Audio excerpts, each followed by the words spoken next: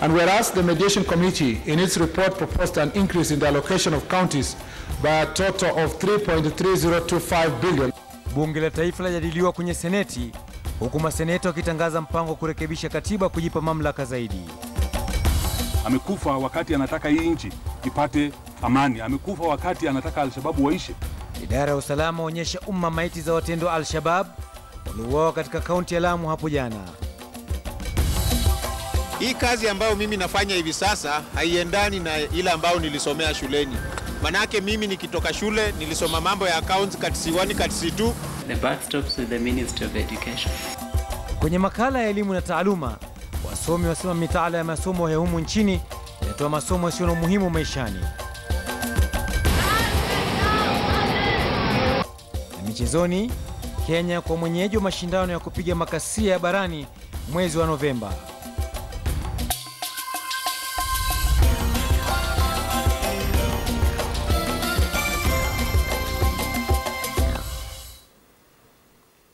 Naam, karibu kwenye taarifa za KTN leo. Bunge la Seneti limekashifu mienendo ya bunge la kitaifa kuhusiana na hatua walioichukua na ya kupunguza bajeti yao kwa shilingi bilioni 1.1. Kutokana na hatua hiyo, baadhi ya maseneta wameanzisha jitihada za kufanyia mabadiliko katiba ili kuondoa mikwamo inayoshuhudiwa wakati wa bunge na maseneta. Alimanzu alishinda katika majengo ya bunge la Seneti na kutuandalia taarifa ifuatayo.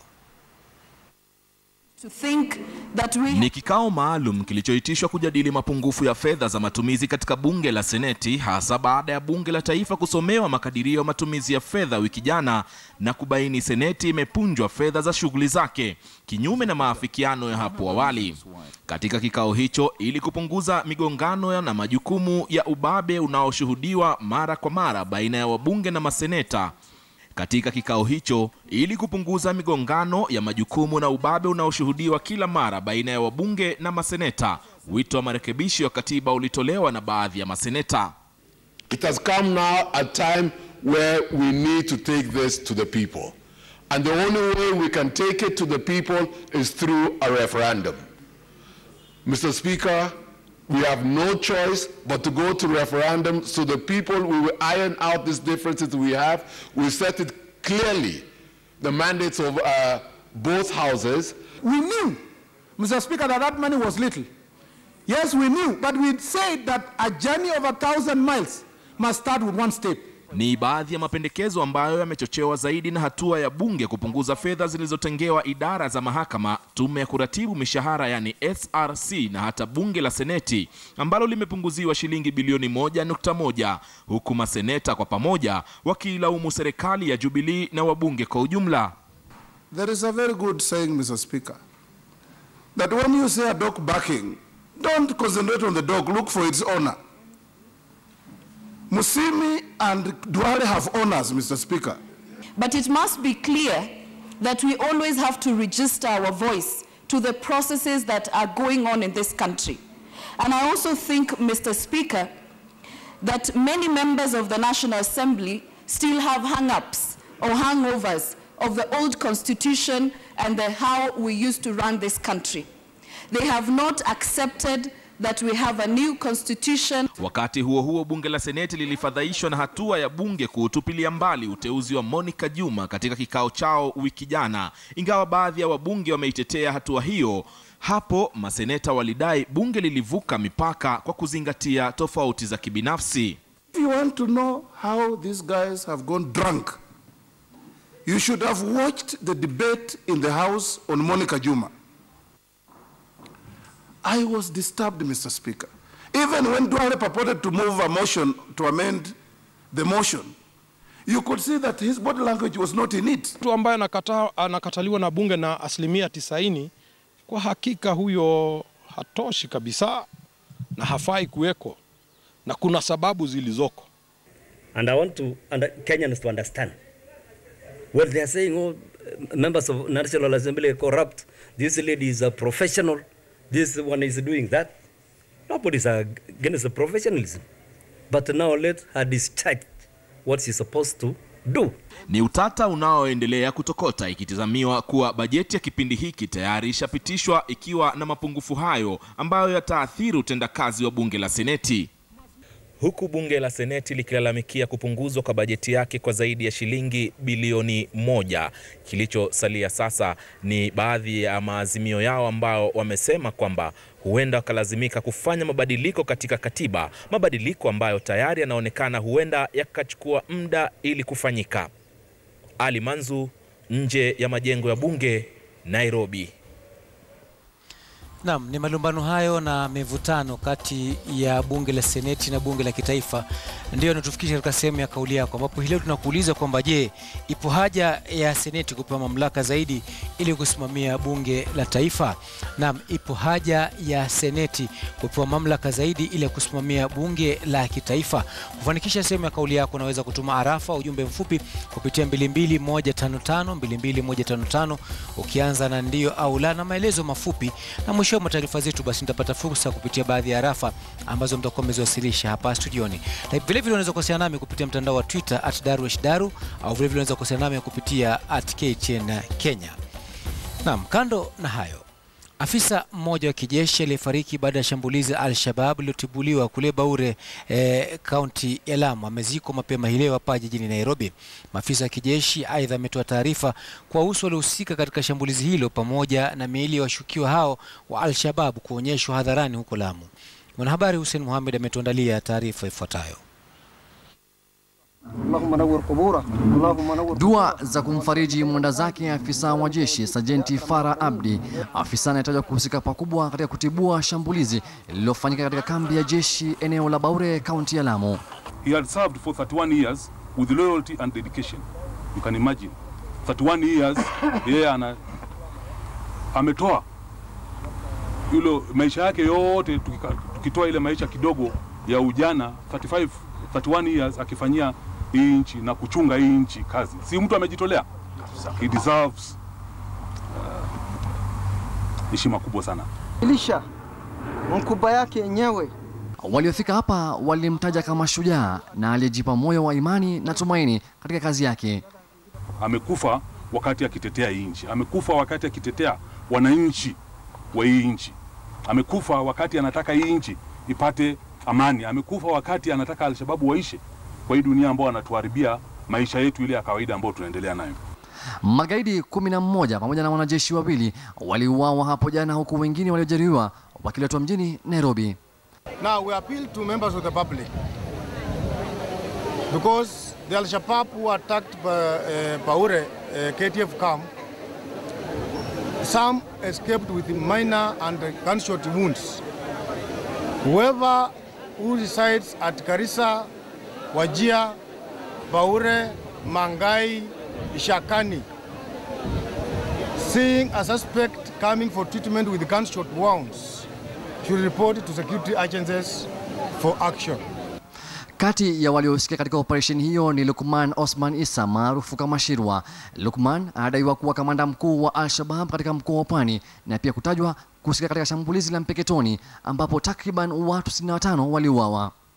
Chini yake Lukman anasemekana kuwa Mwingereza Thomas Evans maarufu kama Abdul na Said Hamasa ambaye pia anasemekana kuhusika katika biashara magari ya watalii hapa nchini walihusika. I think looking at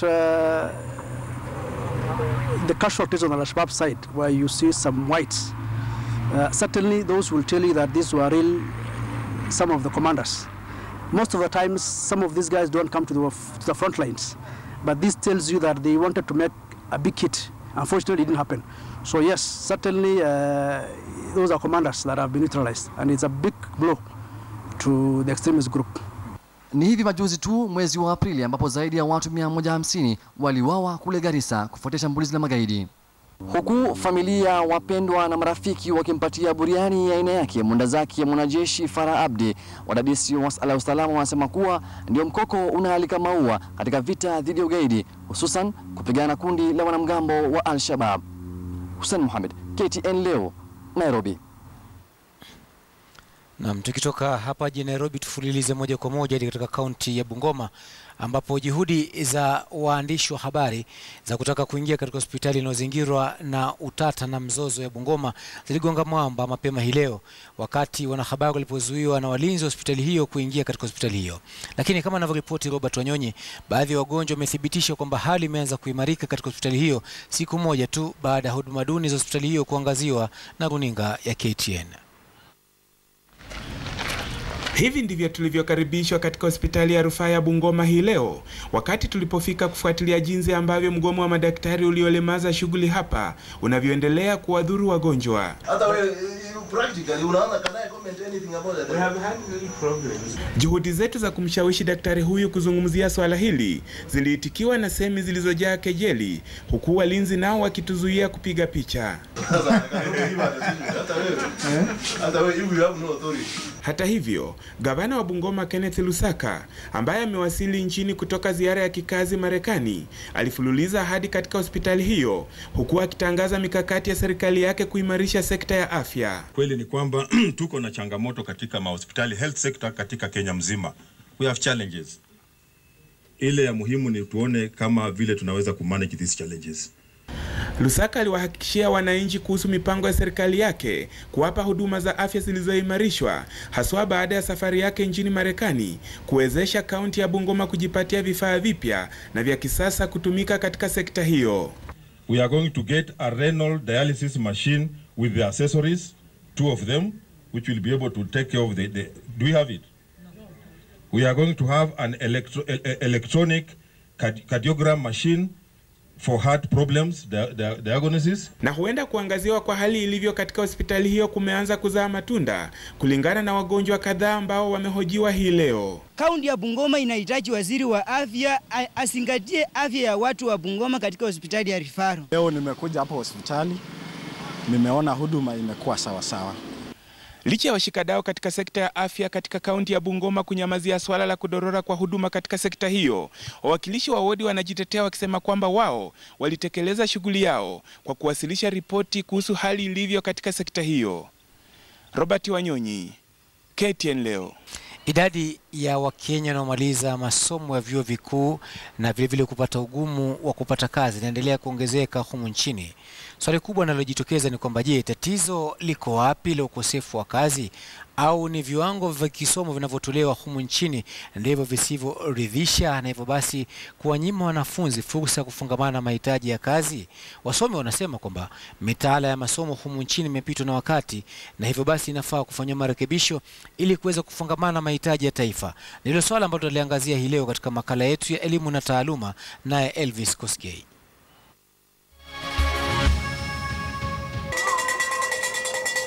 Elimu ni bahari ndefu isiyokuwa na mipaka.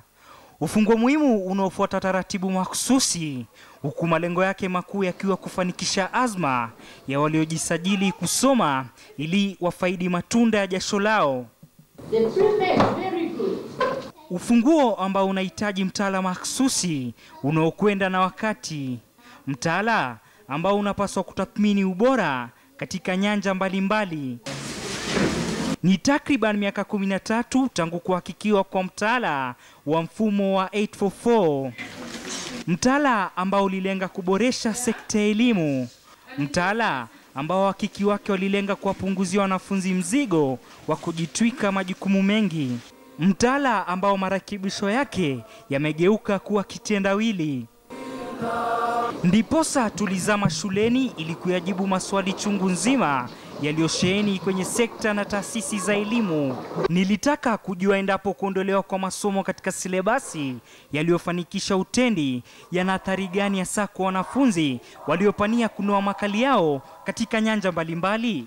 Careers like I have said before, science and home science and agriculture, they were very good for them because some of them could even end up creating themselves careers to be tailors, to be making clothes designs, fashions.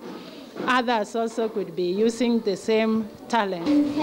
Helps people to not be fighting. Mathalan kisa cha mtoto huyu ambaye yuko darasa la 4 Anapania kuwa mpishi siku za usoni, lakini kutokana na kuondolewa kwa masomo yanayofungamana na upishi, je, huenda amejifunga kwenye ulimwengu wa mtaala usiweza kutambua uwezo wake?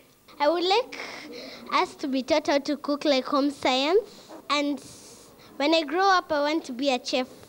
Thank you. For example, you get a class 8 who has just dropped at school, and when they do that, they don't think about any other thing they can do. So the best they can do is just to commit suicide or do something because they are seeing that my life is now all gone. Dhana ambayo mwalimu wake anakiri kuwa marekebisho yanapaswa kufanyiwa mitaala kwa kurejelea masomo katika silebasi ambayo wadau kwenye sekta ya elimu walihisi ni kuwachosha wanafunzi. Na ili kudhibitisha hayo, Emmanuel Manyasa ambaye ni mtaalamu wa masuala ya elimu katika shirika la Uwezo anakiri kuwa huenda mtaala na masomo nchini utazidi kuwa na mapengo zaidi endapo marekebisho kabambe yanayopaswa kuzingatiwa hayatafanywa kwa haraka. Miaka 13 ni miaka mingi. Tumechelewa kufanya marekebisho kwenye curriculum yetu sasa, na nafikiri ni wakati inafaa ifanyike na ifanyike upesi. Tusiendelee kupoteza muda, sababu tumepoteza muda mwingi kufanya marekebisho. Na je, huenda mtaala tulionao hivi sasa umepitwa na wakati au unapaswa kutupiliwa kwenye kaburi la sahau? Ina maana kwamba mtoto anaenda shule, anapata elimu ambayo haifai mahitaji ya jamii. Kama haifai mahitaji ya jamii, hiyo elimu haimfai hata yeye kama mtu binafsi. Ndio unapata kwamba watoto wanaenda shuleni, wanamaliza shule, wanahitimu, kisha wanakosa kazi. Tuzingatie kuwa mwanafunzi hasa nchini Kenya ana uwezo kwa kupitia mtaala wa sasa wa kujichagulia kozi aipendayo pindi tu afikapo chuo kikuu. Je, huenda ili linachangia pakubwa katika kuyeyusha ari na matumaini ya wanazuoni? In Kenya, you're building up only to make your decision when you're in campus. And then you're in campus, you're exposed to many things. So by the time you're making that decision, something new generates inside you. A few campuses give the practical part, like the field part. Few campuses do that. But majorly people with the lower accreditation, like diplomas, are the ones who get the most training. But the degrees, nah. Mkurugenzi mkuu wa kituo kinachoshughulikia masuala ya mitaala KICD, Julius Ouma, anakiri kuwa japo mtaala umechukua muda kuhakikiwa, tunapaswa kuzingatia kuwa kuna mengi yanayopaswa kuhakikiwa. I won't call it a wrong curriculum, but there are various stages of curriculum formulation. You can produce a very good curriculum. Like now, the way we are, I have no doubt we are going to give Kenyans a wonderful curriculum. But if you don't take into consideration how it is going to be implemented, that can be a nightmare. Ni kipi hasa kinachochangia kulemazwa kwa juhudi za kuhakiki mtaala uliopo? And that is why we call it a curriculum reform and not review. When you're doing review, you're just modifying a few issues within specific subjects. Kulingana na mkurugenzi mkuu wa Ruwaza 2030, Gituro Wanaina, elimu ni mojawapo ya nguzo muhimu ambayo ataiangazia pakubwa kwenye Ruwaza yao. There is also the importance of the practical. And this is where perhaps what you asked me earlier on is where we have missed it, in the sense that the curriculum at the university needs to be looked and be driven by what the demands of the economies are. Tofauti na Ouma, Wanaina ambaye alikuwa mmoja wale waliohakiki mtaala unaotumika hivi sasa mwaka 2002, anakiri kuwa mtaala unapaswa kubadilishwa kila baada ya miaka 5. It should trickle down to inform the curriculum of secondary schools. It should trickle down to inform the curriculum of primary school. Indeed, it should even inform the curriculum of early childhood. So that it's extremely very clear, a very clear path in terms of going forward. The idea of loading children with so much content that you may be tempted to say it's almost not relevant to them is not the way to go. Kisa hiki cha jamaa huyu ambaye alisomea ualimu na kuishia kuwa mwendeshaji bodaboda kinazidi kutia dosari mtaala ambao wengi wanahisi unawafaidi wachache. Hii kazi ambayo mimi nafanya hivi sasa haiendani na ile ambayo nilisomea shuleni. Manake mimi nikitoka shule nilisoma mambo ya accounts katisi 1 katisi 2, sijawahi kuwa accountant. Wakenya wengi wanasubiri kwa hamu kuu endapo mtaala uliopo utahakikiwa ili kuboresha viwango vya elimu. Sasa ni jukumu la wadau husika kutathmini hali hii kwa kina. Elvis Kosgei kwenye makala ya elimu na taaluma.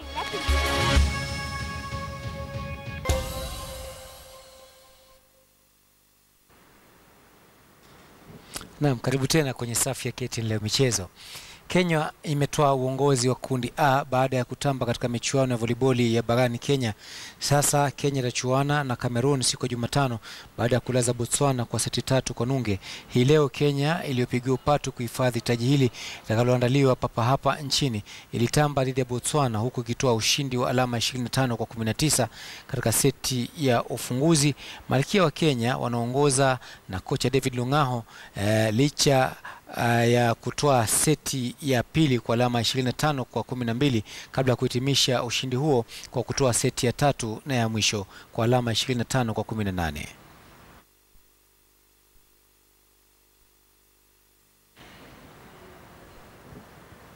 Kwingineko ni kwamba zaidi ya wapiga makasia 2000 wanatarajiwa humu nchini ifikapo mwezi wa Novemba katika mashindano barani yatakayoandaliwa katika kaunti ya Murang'a. Kenya inaendelea kusaka washiriki wake katika mashindano haya barani yatakayoandaliwa katika mto wa Sagana.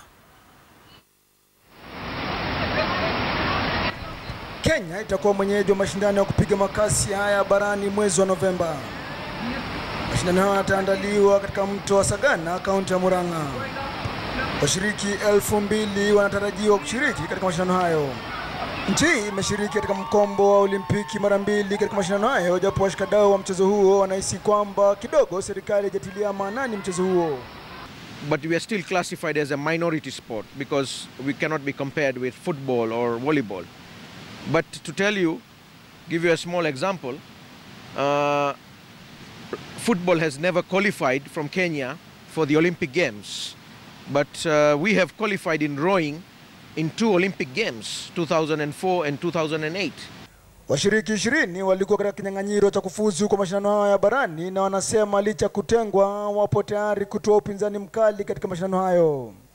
At least kama kunaweza kuwa hii group ya kayak ikuja na idea ambayo itatusaidia pia sisi tunakuwa kama wale watu tunaamuka tunaingia kwa river ikiwe kama job yetu sasa tuachane na hizi job zingine inaweza kuwa mzuri sana. We need support to take us to the next level, to the level where our athletes will start winning international medals. Daniel Chomba alitoa ushindi katika upande wa wanaume mbele ya Francis Mwangi huku Julius Kahuya akitoa nafasi ya 3. Kwa upande wa kinadada mshindi alikuwa Grace wa Murang'a. Anjoki alikuwa wa pili huku Lea Wanjiko akiwa wa 3. Washindi wa mashindano ya barani wataelekea jijini London kwa mashindano ya dunia ya kupiga makasia kufuzu kwa mashindano ya Olimpiki. Hassan Juma, KTN michezo. Na barabara kabisa. Hapo awali katika sehemu ya kauli yako tulikuuliza kwamba je, ipo haja kwa bunge la seneti kupewa mamlaka zaidi ili kusimamia shughuli za bunge la taifa? Kwa haraka hapa Kitunguru Kevin kwanza unasema pongezi kwa lugha nzuri iliyotumika ya kupigaji wa makasia. Labda nikija katika taarifa leo ni kwamba bunge la seneti anasema ndio kwa sababu wabunge wanatumia mamlaka yao vibaya, ndivyo wanavyosema huyu mmoja, na mmoja vile vile anasema kwa kufanya hivyo itakuwa ni ukoloni mambo leo, na mmoja anamalizia hapo ukisema kwamba bunge la kitaifa linafanya uamuzi wenye mapendeleo. Haya ni maoni kutoka kwenu watazamaji, ikiwemo Amos Kitui, Kangentu Mugambi na Kolo Mweno na Cornelius Masongo. Nyote basi mmetoa hoja ambazo zimekosoa maamuzi ya bunge la taifa na bunge la seneti. Kutoka kwangu Ahmed Daruesh la ziada, bali tamatisha taarifa za KTN leo kwa hivi sasa, nikikutakia usiku mtulivu. Kwa heri kwa sasa.